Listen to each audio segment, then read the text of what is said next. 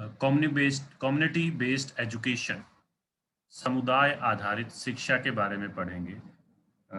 एक टॉपिक है हमारा जिसको कल हमने किया था, उसी के अंदर दूसरा हिस्सा ये है। तो शुरू करते हैं meaning of community based education से कि कम्युनिटी बेस्ड एजुकेशन होती क्या है। दो स्लाइड्स में मैंने इसके मीनिंग को बताने की कोशिश की है। आशा करता हूं कि आपको ये समझ आएगा। प्रारंभ करते हैं।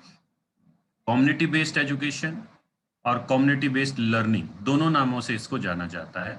Refers to a wide variety of instructional methods and programs that educators use to connect what is being taught in school to their surrounding communities, including local institutions, history, literature, cultural heritage and natural environments.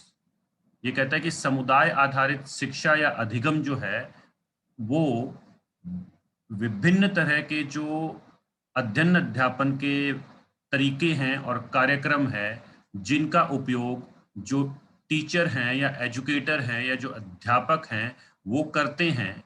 किस लिए? ताकि विद्यालय के इर्द गिर्द का जो समुदाय है उससे जोड़ा जा सके, वहाँ के स्थानीय संस्थानों से जोड़ा जा सके, वहाँ के इतिहास से जोड़ा जा सके, वहाँ के लिटरेचर से जोड़ा जा सके, साहित्य से जोड़ा जा सके, वहाँ की सांस्कृतिक जो हेरिटेज है, कल्चरल हेरिटेज, उससे जोड़ा जा सके और वहाँ के प्राकृतिक वातावरण से जोड़ा जा सके। सामान्य शब्दों में अगर मैं कहूँ कि स्थानीय संसाधनों का उपयोग करते हुए बच्चों के अध्ययन अध्यापन की प्रक्रिया में जो स्थानीय संसाधन है वो क्या क्या हो सकते हैं। पूरा समुदाय हो सकता है, वहाँ के संस्थान हो सकते हैं। संस्थान क्या है? फैमिली एक इंस्टीट्यूशन है। वहाँ के रिलीजियस जो मैं क्या कहूँ जो प्लेसेस हैं वो वहाँ के इंस्टीट्यूशंस हैं। वहाँ के जो ट्रेडिशंस हैं, कल्चर हैं, जो लोकल फंक्शंस हैं, वो सारे इंस्टीट्यूशन के रूप में काम करते हैं और वो हमें सिखा सकते हैं, वहाँ का इतिहास सिखा सकता है। आप कोशिश करना कि आप अपने अपने गांव या अपने अपने शहर के बारे में थोड़ी सी उसकी हिस्ट्री समझने की कोशिश करें, आपको बहुत कुछ सीखने को मिलेगा। इस तरह से हम क्या करते हैं, बच्चे को जब स्थानीय इतिहास से, स्थानीय साहित्य से, स्थानीय जो संस्कृति है उससे और स्थानीय जो प्राकृतिक वातावरण है उससे जोड़कर कुछ पढ़ाने का, कुछ सिखाने की कोशिश करते हैं, तो उसको हम कम्युनिटी बेस्ड एजुकेशन कहते हैं। विद्यालय से बाहर निकालना है बच्चे को, किससे जोड़ना है? समुदाय से, स्थानीय समुदाय से जोड़ना है जो विद्यालय के इर्द गिर्द है। ज्यादातर किताबें ऐसा नहीं कर पाती हैं, जो हमारी क्लासरूम टीचिंग होती है वो ऐसा नहीं कर पाती है। इसी के अंदर एक और अर्थ दिया गया है, community based learning is also motivated by the belief that all communities have intrinsic education assets and resources that educators can use to enhance learning experience for student। ये कहता है कि जो समुदाय आधारित अधिगम है वो इस बात पर विश्वास करता है या इस बात से अभिप्रेरित रहता है कि जो समुदाय होते हैं उनमें पहले से ही शिक्षा से संबंधित बहुत सारी संपदा और संसाधन छिपे हुए होते हैं, उनके अंदर होते हैं समुदाय के अंदर, और जो शिक्षक हैं वो इनका उपयोग कर कर बच्चों को ज्यादा बेहतर सिखा सकते हैं और उनके अनुभवों में वृद्धि कर सकते हैं। आगे बढ़ते हैं। Community based education is an organizations program to promote learning and social development work with individual and group in their communities using a range of formal and informal methods। इसने भी वही चीज कही है कि जो समुदाय आधारित शिक्षा है वो एक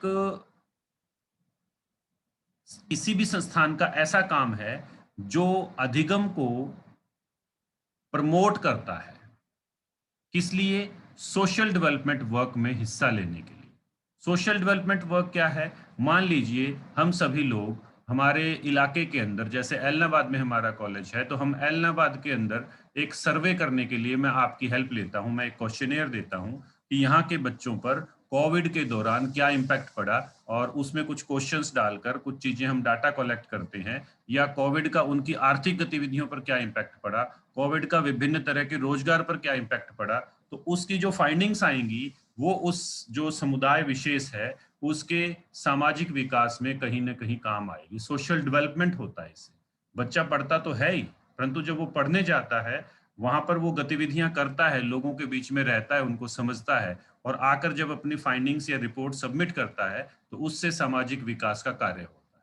और ये किन लोगों के बीच में होता है? इंडिविजुअल जो सीखने जा रहा है, और ग्रुप, वो क्या है? समुदाय के लोग। और ये किसके द्वारा उपयोग में लाया जाता है? औपचारिक और अनौपचारिक जो विधियां हैं उसके द्वारा इसको उपयोग में लाया जाता है। मतलब विद्यालय से बाहर जाकर समुदाय के बारे में, समुदाय के विभिन्न पहलुओं के बारे में अध्ययन कर।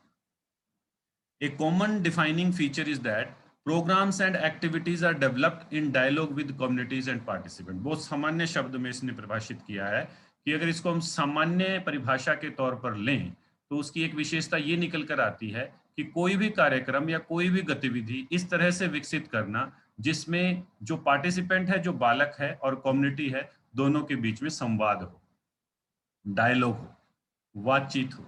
तो ये वाली जो चीज है इसको हम कम्युनिटी बेस्ड लर्निंग कहते हैं। एक और परिभाषा के रूप में 3-4 पंक्तियां हैं। Community based learning is the broad set of teaching learning strategies. इसने पहले ही क्लियर कर दिया कि अध्ययन अध्यापन की जो व्यू रचनाएं होती हैं उसका बहुत विस्तृत रूप है community based learning. that enables youth and adult to learn what they want to learn from any segment of the community। और ये क्या करते हैं? युवा या जो अडल्ट प्रोड हैं उनको सक्षम बनाते हैं कि वो सोसाइटी के, समुदाय के कौन से हिस्से से क्या सीखना चाहते हैं।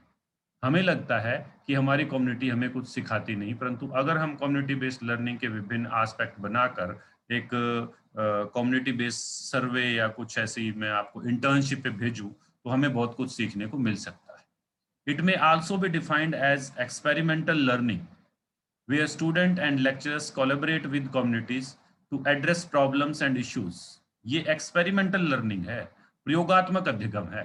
हम प्रयोग करते हैं, ये सोच कर गए कि ऐसा ऐसा होता होगा, हमारी पुस्तक में ऐसा दिया गया है, और फिर जाकर हम समुदाय के अंदर क्या करते हैं, उस समस्या के बारे में उस जानकारियां लेते हैं, उसको एड्रेस करते हैं। और फिर जब वो किताब वाला ज्ञान और रियलिस्टिक जो नॉलेज है जो हमने फील्ड से ली, वास्तविकता में जो उनके साथ घटित हो रही है, उसके बाद जब हम किसी उस पर पहुंचते हैं कंक्लूजन पर, तब हम क्या देखते हैं कि ये जो लर्निंग हुई एक्सपेरिमेंटल लर्निंग हुई, बुक किस लर्निंग नहीं सिर्फ कि पढ़ा उसको याद कर लिया, वो हमारे लिए ज्यादा स्थायी होती है जो इस तरह की learning. Simultaneously both are gaining knowledge and skills and advancing personal development. जब कम्युनिटी लर्निंग होती है तो दोनों जो पहलू होते हैं, बालक जिसने सीखना है, सोसाइटी जिसके लिए फायदा होगा उस चीज के बाद कि उस रिपोर्ट, उस इंटर्नशिप या कोई थोड़ा सा टाइम के लिए जो रिपोर्ट तैयार करने बच्चे गए हैं उनको भी फायदा होगा। दोनों में जो स्किल्स हैं वो डेवलप होती है और उसके साथ साथ पर्सनल डेवलपमेंट भी होती है। सोसाइटी भी डेवलप करती है, बच्चा भी डेवलप करता है। There is an equal emphasis on helping communities and providing valid learning experience to the student. ये इक्वल एम्फेसिस दिया जाना चाहिए, समान बल दिया जाना चाहिए किसके ऊपर? हेल्प करने पर। किसको? समुदाय को भी और लर्नर को। अब बात करते हैं कम्युनिटी बेस्ड एजुकेशन को और किस किस नामों से जाना जाता है। कुछ और नाम से भी जाना जाता है।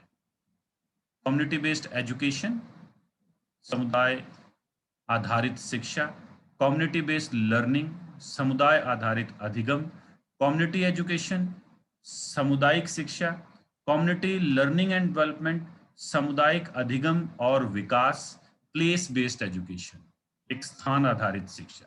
ये कुछ नाम हैं इस लर्निंग के। इन विभिन्न नामों से इस एक जो मेथड कह लीजिए, एक प्रक्रिया कह लीजिए, एक स्ट्रेटजी कह लीजिए, एक टेक्निक कह लीजिए टीचिंग लर्निंग की, उसको जाना जाता है। अब बात करते हैं कंपोनेंट्स कौन कौन से हैं इसके। 3 कंपोनेंट हैं मेनली जब हम सीबीएल के लिए जाते हैं, कम्युनिटी बेस्ड लर्निंग के लिए जाते हैं। पहला है प्लानिंग, योजना बनाना, कि हम जब जा रहे हैं तो पहला स्टेप, पहला कंपोनेंट क्या होगा। The more clearly the actively is framed, the more the student will get from the experience।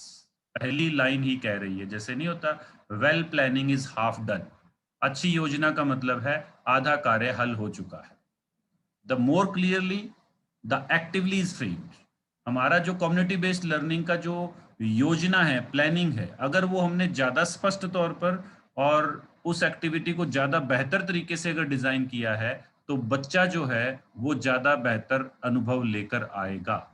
It is particularly important to allow student involvement in developing learning objective during the planning stage।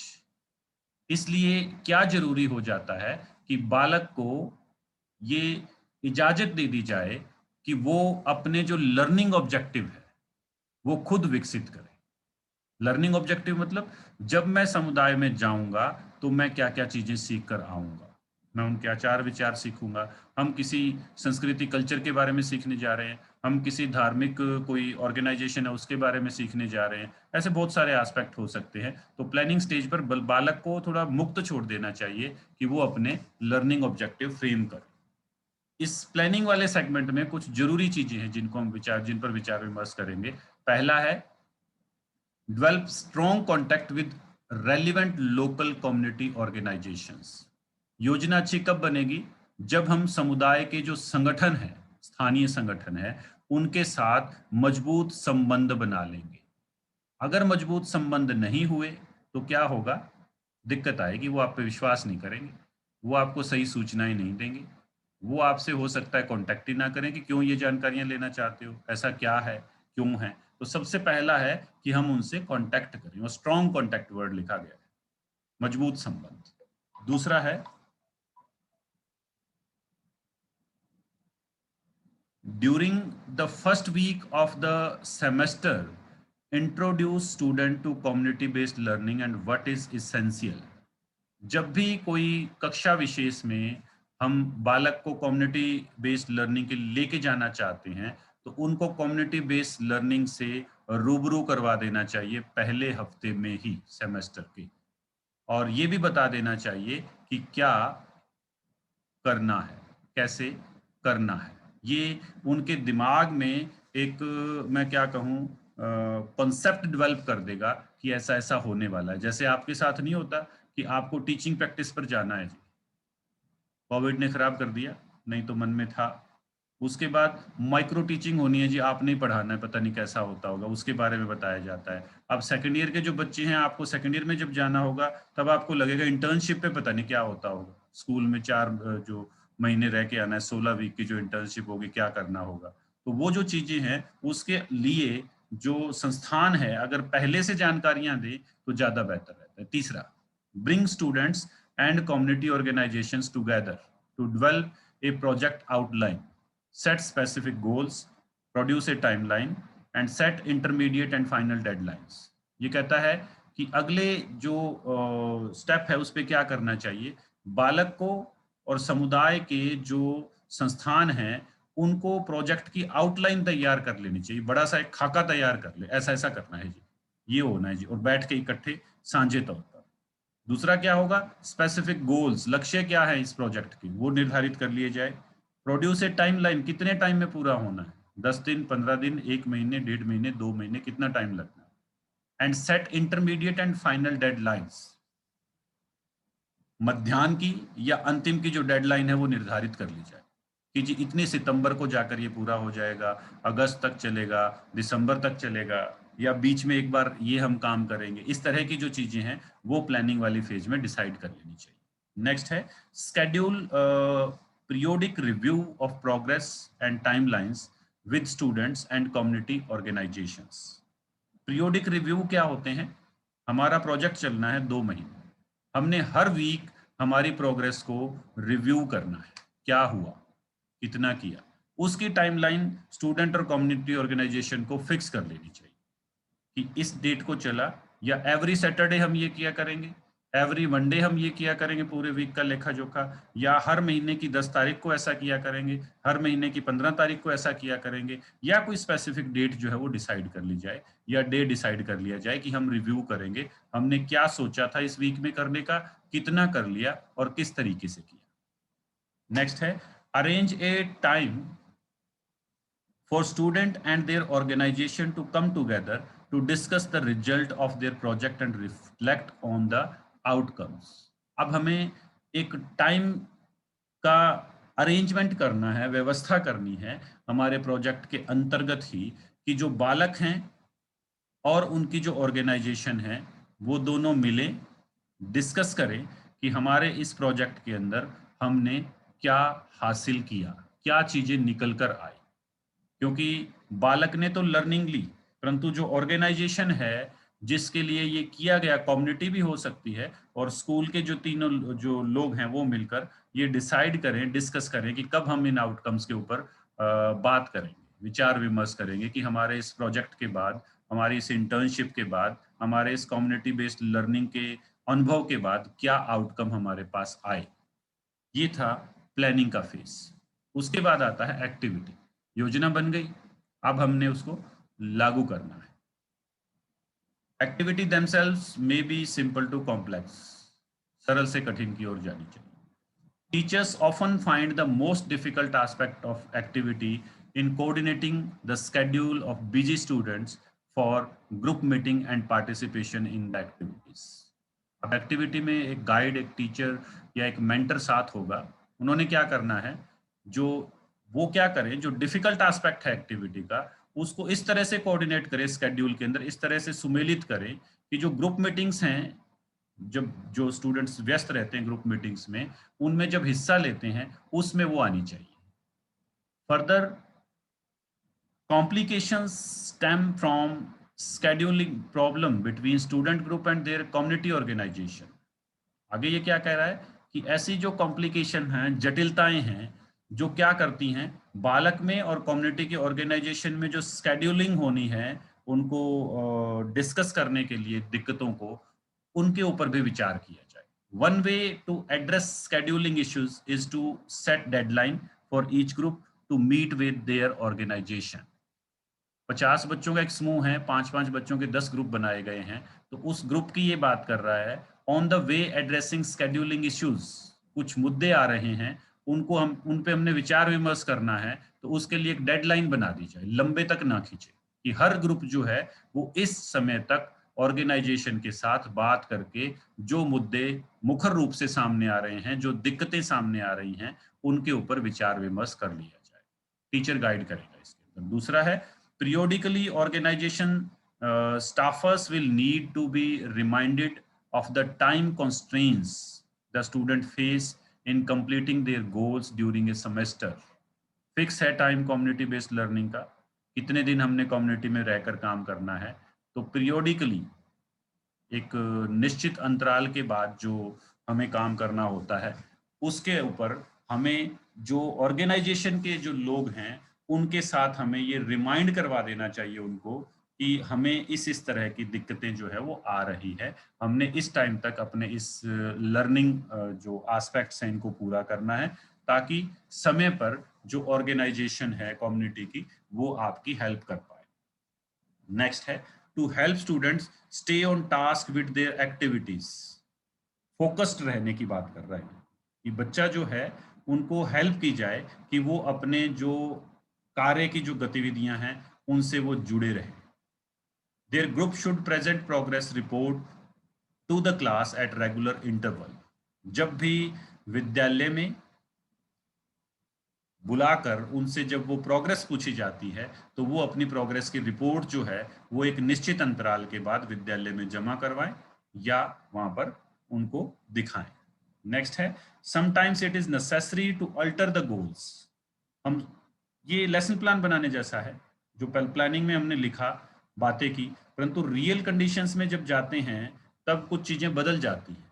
तो ये segment ये क्या कह रहा है, ये कहता है कि फ्लेक्सिबिलिटी होनी चाहिए हमारी कम्युनिटी बेस्ड लर्निंग के जो गोल्स हैं या जो दूसरी चीजें।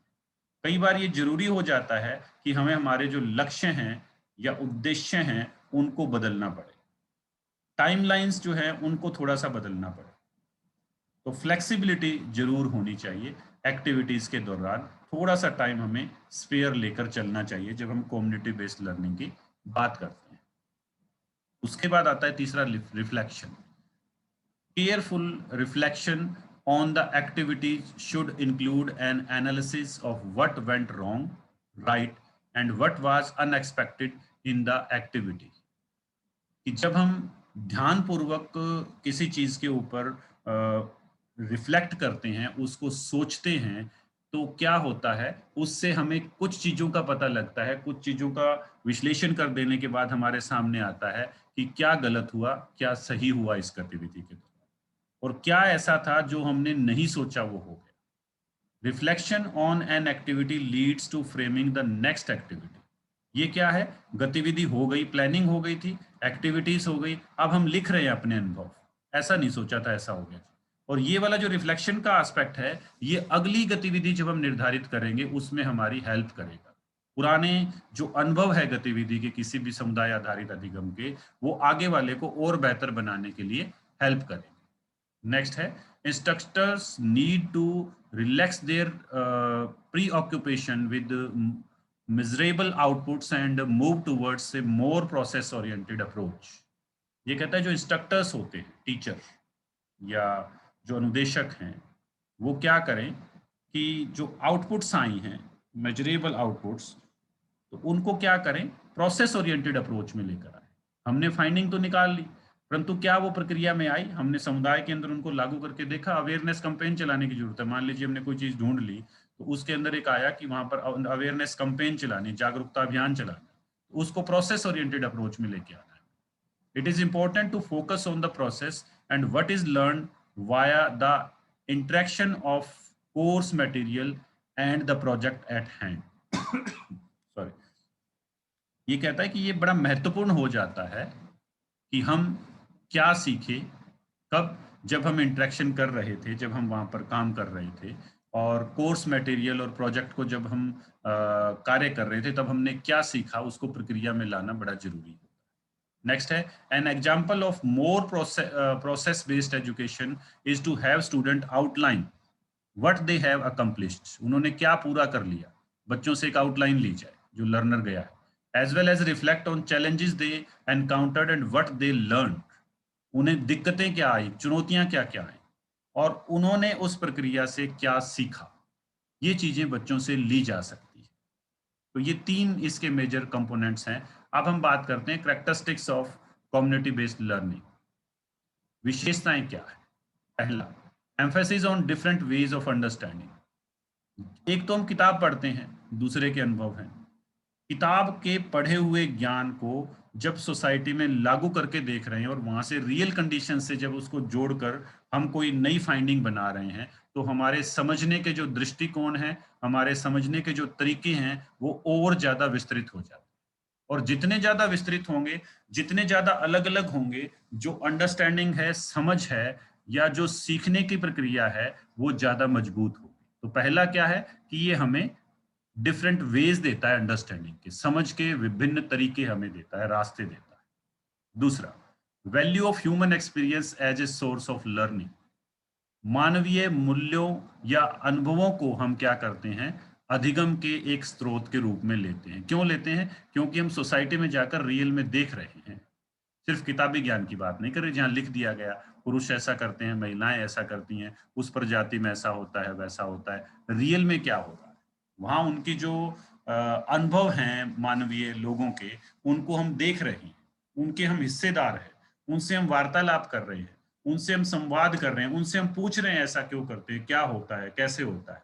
उससे क्या होता है, वो हमारे लिए एक रिसोर्स के, सोर्स ऑफ लर्निंग के रूप में काम करता है। नेक्स्ट है, requirement for reflecting thinking to transform experience into learning. Reflective thinking क्या होती है कि हम किसी चीज के ऊपर रिफ्लेक्शन डालते हैं, जो हम हर चीज के बारे में हमारा एक चिंतन होता है, हमारी एक सोच होती है, ये तो ऐसा होता होगा, ये तो ऐसा होता होगा। जैसे अभी एक किसान आंदोलन चल रहा है, उसके बारे में भारत में अलग अलग लोगों की अलग अलग तरह के रिफ्लेक्शंस हैं, परंतु रियल कंडीशंस में जाकर अगर हम किसानी के नजदीकी से देखें, वहां पर कम्युनिटी बेस्ड लर्निंग का एक चलाया जाए सिस्टम, जिसको हम कहते हैं कि ये जो मूल्य कितना मिल रहा है, खर्चा कितना लग रहा है, फायदा कितना हो रहा है, ये क्या हो रहा है, तो हमें ज्यादा बेहतर सोचने को या समझने को मिलेगा।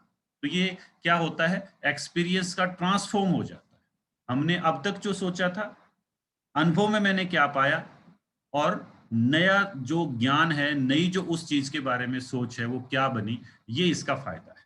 हम नए विचार लेकर आते हैं, नए अनुभव लेकर आते हैं, नए ज्ञान लेकर आते हैं। नेक्स्ट है ethical foundation that stress citizenship to community, profession and the large public interest. थोड़ा सा एथिकल फाउंडेशंस आते हैं, मूल्य आधारित जो नींव है वो हमारे अंदर मजबूत होती है। किसकी? सिटीजनशिप टू कम्युनिटी, कि हम भी समुदाय का हिस्सा है।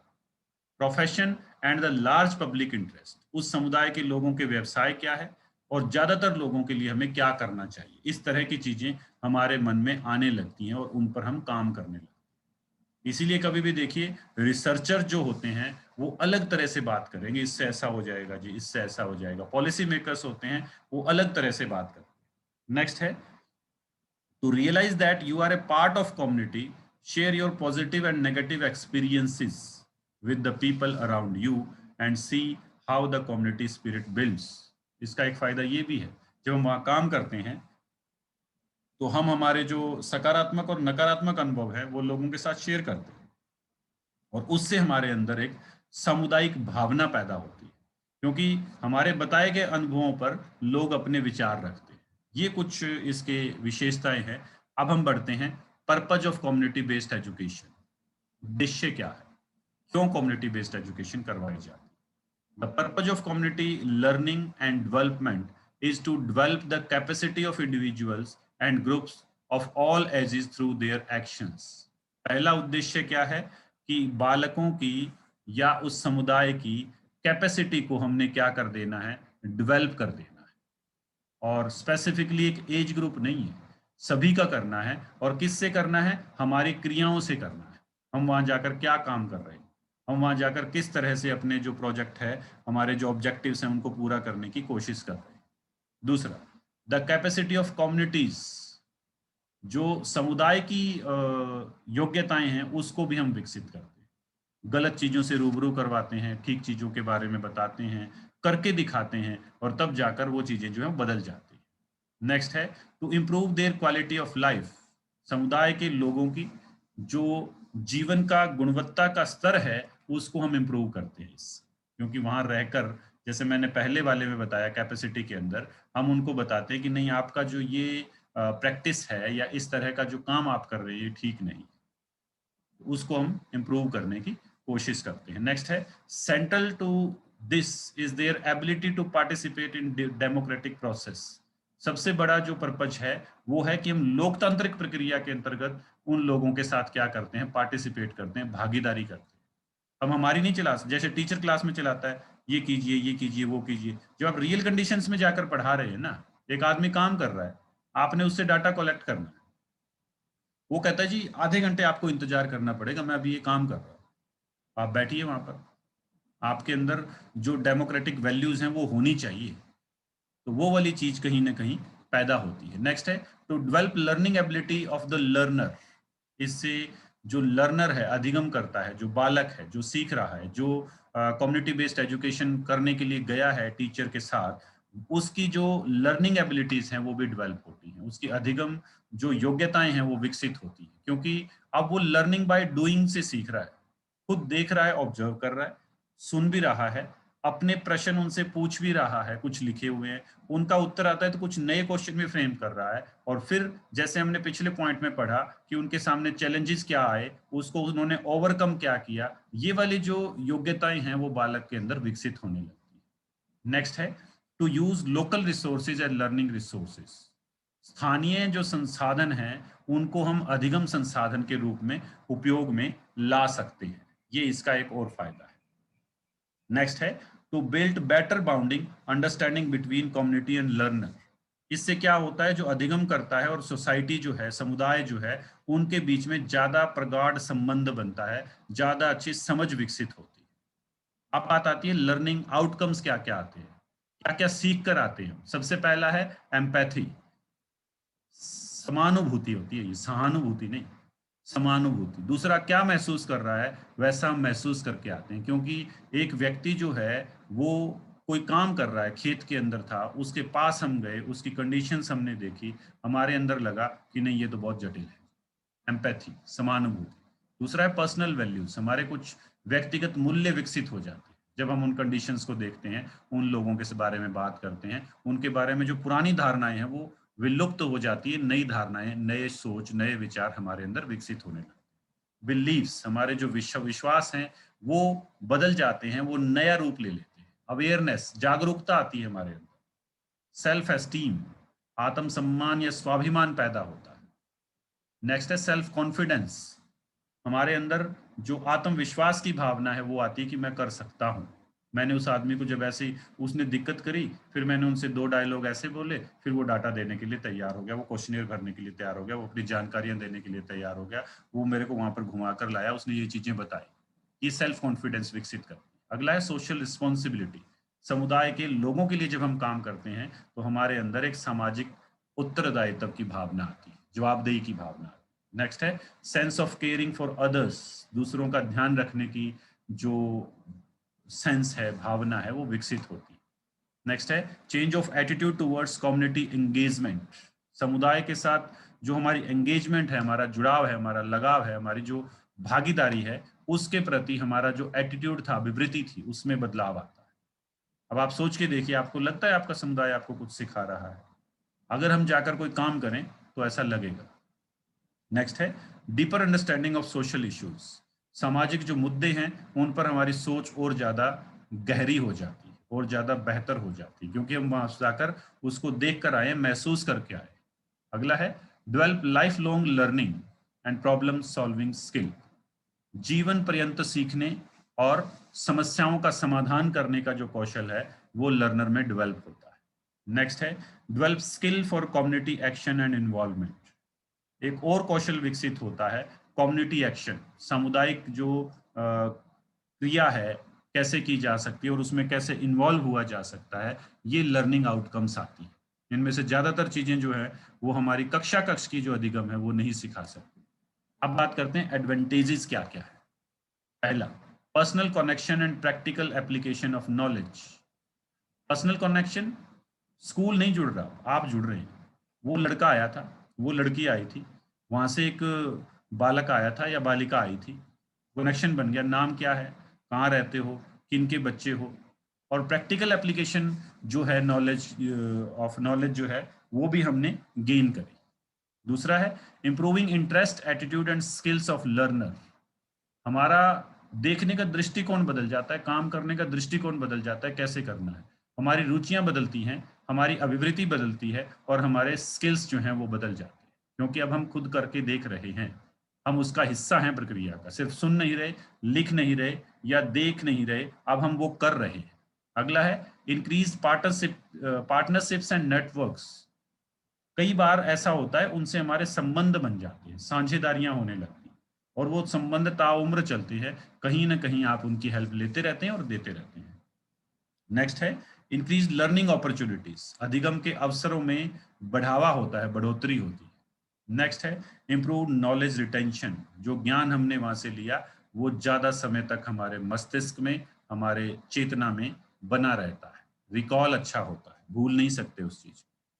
डिसएडवांटेजेस, पुअर एकेडमिक परफॉर्मेंस, जब आप फील्ड में काम करने जाओगे तो कक्ष की गतिविधियां रुकेंगी, उससे क्या होता है कई बार एकेडमिक परफॉर्मेंस पर बुरा प्रभाव पड़ता है। कुछ बच्चे तो साथ साथ करते रहते हैं, परंतु जो बच्चे नहीं कर सकते उनकी जो शैक्षणिक उपलब्धि होती है वो थोड़ी सी कम हो जाती है। नेक्स्ट है लैक ऑफ प्रिपेयर्डनेस, कुछ बालक लापरवाह होते हैं, वो जब वहां जा रहे हैं समुदाय आधारित शिक्षा के लिए तो वो तैयार होकर नहीं जाते, उसका बुरा इम्पैक्ट देखने को मिलता है समुदाय पे भी, लर्नर पे भी, उस ऑर्गेनाइजेशन पे जिसने इसको लॉन्च करके भेजा है, सबके बीच में एक गलत सी धारणा जो है वो पैदा हो जाती है। सीबीएल इज टाइम कंज्यूमिंग, सबसे बड़ी बात है जो कम्युनिटी बेस्ड लर्निंग है, कोई भी रियल कंडीशंस में जाकर काम करोगे तो वो समय लेगा।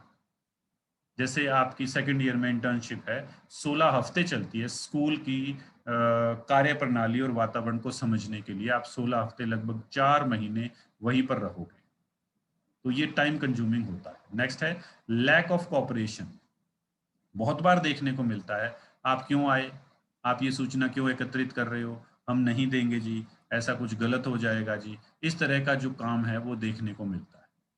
अगला है इनएडिक्वेट रिसोर्सेस, संसाधनों का ना होना, पर्याप्तता ना हो, पैसा चाहिए। उसके बाद एक रिसर्च सेंटर बनाना पड़ेगा कम्युनिटी बेस्ड लर्निंग के लिए स्कूल के अंदर, जहाँ ये सारी चीज़ें डिस्कस हो, प्लानिंग हो, उसका इवैल्यूएशन हो, उसको कैसे योजनाबद्ध करना है वो वाली चीज़।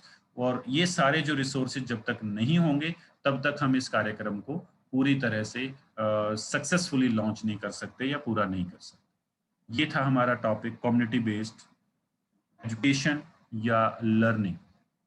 कल मिलते हैं एक नए टॉपिक के साथ। Thank you so much.